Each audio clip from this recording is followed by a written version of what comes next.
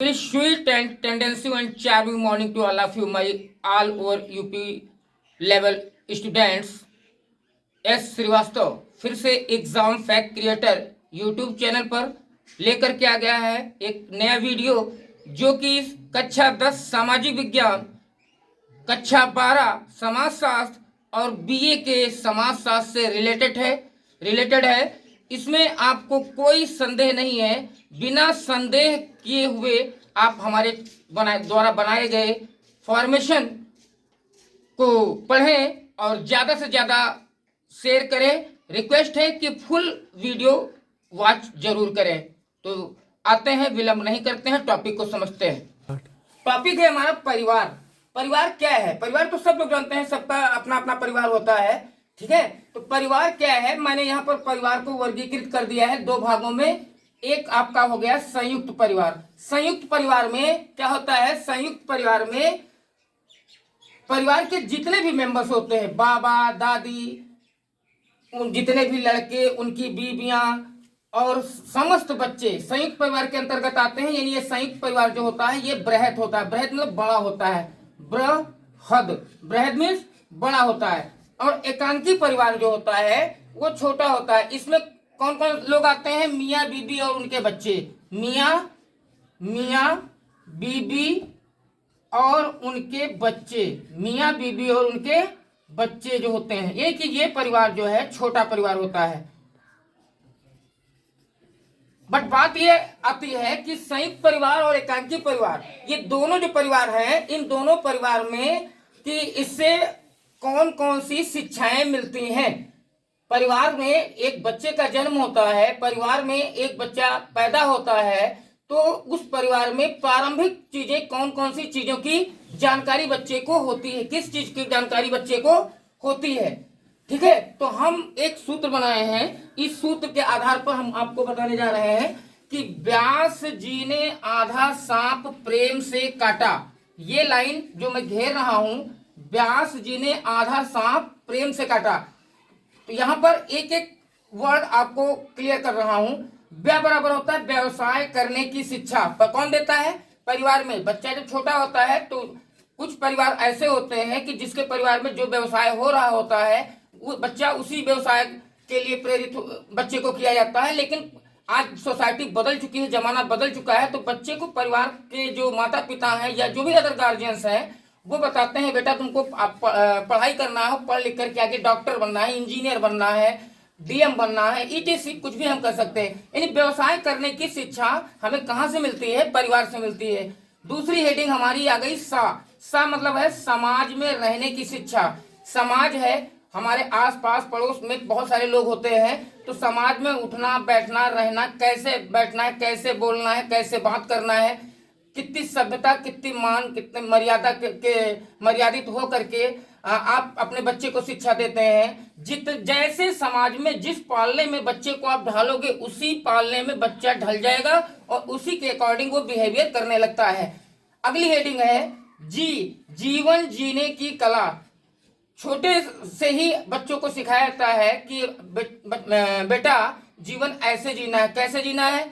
जीवन एक संघर्ष से भरा जीवन है। तो स्टार्टिंग में जो 2-3 साल का 4 साल का बच्चा होता है तो पहले उसको बताओगे कि बेटा ये तुम्हारा फ्रेश होने का टाइम है, फ्रेश हो जाइए। फ्रेश होने के बाद नहाने धोने के बाद में आपको नाश्ता करना है, नाश्ता करने के बाद में आपको पढ़ाई करने जाना है, पढ़ाई करने के बाद में यानी कि जो भी टेंडेंसीज आपको वहाँ पर परिवार में स्टार्टिंग की बात मैं कर रहा हूँ। तो जीवन जीने की जो भी कलाएं होती हैं वो आप कौन सिखाता है?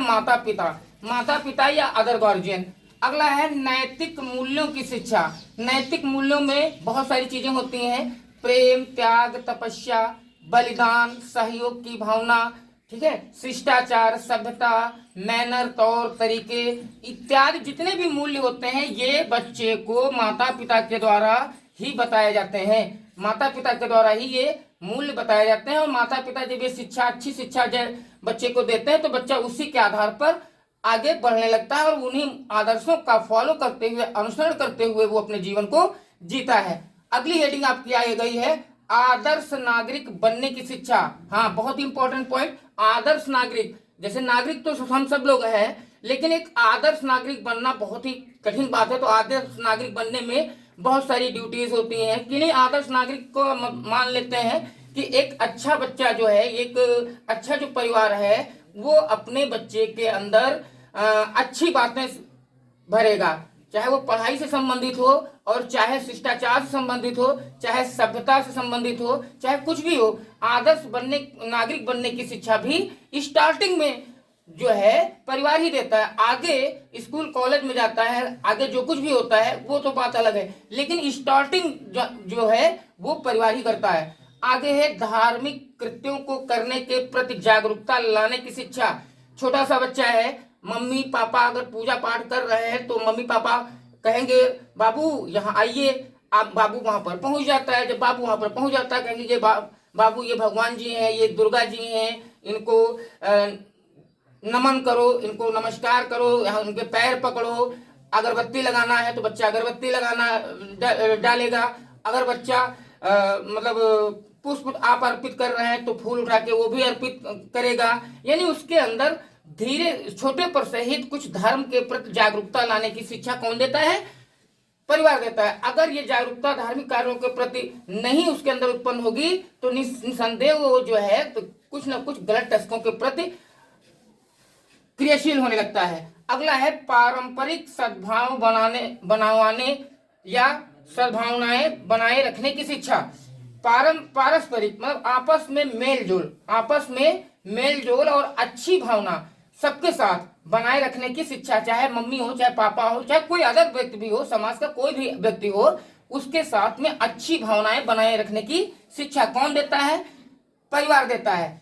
अगला है सामंजस्य बनाए रखने की शिक्षा। विपरीत परिस्थितियों में बच्चे को छोटे पर से ही सिखाया जाता है कि बेटा अगर कोई दिक्कत आ गई, समस्या आ गई, कोई परिस्थितियां आ गई तो तुमको धैर्य रखना होगा, सामंजस्य बनाए रखना होगा, चोरी नहीं करनी है, डकैती नहीं करनी है, कुछ ऐसे काम मत करना जिससे कि माता पिता का जो सिर है लज्जा से, शर्म से झुक जाए।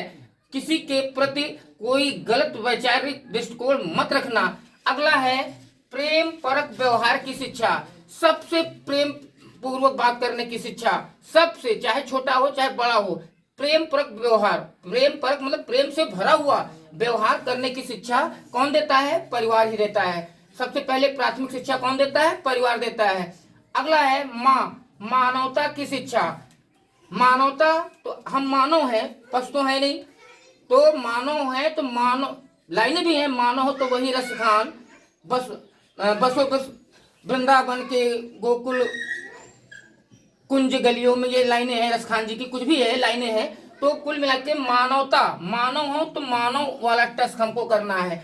और पशुओं जैसी नीचता अभद्रता की बातें बच्चे के दिमाग में नहीं आनी चाहिए। और नेक्स्ट चीज है मुखिया के प्रति समर्पण की भावना। जो परिवार का मुखिया हो, चाहे मम्मी है, चाहे पापा है, चाहे बाबा है, जो भी मुखिया है, तो उनके प्रति जो बच्चा है कि उनके प्रति समर्पण की भावना। और यहाँ तक हम ये कह सकते हैं कि परिवार के जितने भी व्यक्ति हैं उनके प्रति भी समर्पण की भावना उसके अंदर भरने का काम कौन करता है? परिवार करता है। अगला है संघ एवं समुदाय बनाने की शिक्षा। संघ एवं समुदाय बनाने का मतलब होता है ग्रुप बनाने की शिक्षा। माता पिता बताते हैं बेटा तुम जो है रजनी के साथ रहा करो, उमेश के साथ रहा करो, दिवाकर के साथ रहा करो, सुरेश के साथ रहा करो, आकाश के साथ रहा करो, क्योंकि उनके अंदर अच्छी आदतें हैं और अच्छी जगह पर जाओगे, अच्छी बातें सीखोगे। अच्छा, तो ये आपका ये संघ मतलब बन गया और समुदाय मतलब वही कम्युनिटी बन गई। तो जब उनकी एक कम्युनिटी बन जाती है, एक संघ समुदाय बन जाता है, तो उनको अच्छी से अच्छी शिक्षा इलाबोरेट तरीके से मिलने लगती है। अगला है कर्तव्यों का निर्वहन करने की शिक्षा। माता पिता के द्वारा ये चीज बताई जाती है कि बच्चा तुम्हारी क्या ड्यूटी है परिवार के प्रति, पापा के प्रति, मम्मी के प्रति, बहन के प्रति, भाई के प्रति, और तुम्हारे जो भी टास्क हैं, तुम्हारे जो कार्य हैं, कर्तव्य, अपनी पढ़ाई के प्रति, अपनी जिंदगी के प्रति, ईटीसी। और यहाँ पर टा मतलब कुछ नहीं, स्टार का मतलब होता है कुछ नहीं।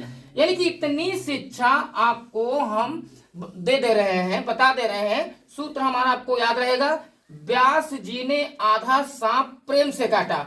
अब इतनी सारी हेडिंग्स आपके सामने है, चाहे परिवार की विशेषता में पूछ ले, चाहे परिवार के मिलने वाली शिक्षा, और चाहे ये क्वेश्चन है कि परिवार नागरिकता की प्रथम पाठशाला है, अरस्तु के इस कथन की पुष्टि कीजिए।